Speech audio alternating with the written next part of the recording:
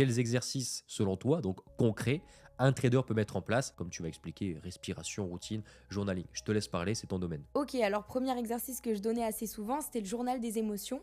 Noter avant et après un trade les émotions qu'on peut ressentir lors de notre trade. Ça nous permet aussi d'avoir un recul assez large, une vision d'ensemble sur ce que l'on ressent et du coup sur ce que l'on doit corriger à l'avenir. Ensuite, deuxième conseil, ce serait de se déconnecter de notre trade, nous faire une petite pause émotionnelle comme respiration, méditation, faire juste quelque chose en dehors du trading. Par exemple, marcher juste 5 minutes, s'aérer l'esprit, sortir son chien, ce que vous voulez, mais justement bien couper ça pour éviter le revenge trading ou le fear of missing out, le fameux FOMO qu'on a vu tout à l'heure. Et troisième conseil, je dirais se fixer des objectifs réalistes, surtout en termes de processus et de discipline, ce qui va permettre aussi de diminuer le stress et d'être plus confiant en entrant sur nos prochains trades. Et par rapport au journaling, ce qui est intéressant aussi, c'est de mettre des post-it avec des affirmations positives comme le marché n'est pas contre moi ou je dois contrôler le processus et non pas le résultat.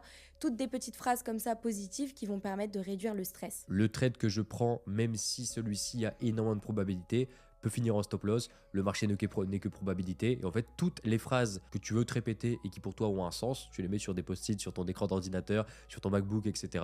Et tu les relis avant de prendre un trade pour minimiser l'impact des émotions en trading. Et le fait de les avoir bien visuellement juste devant vous, ça va inconsciemment vous l'ancrer dans le cerveau et au final, ça sera juste machinalement, ce sera comme ça et ce sera même l'inconscient en fait.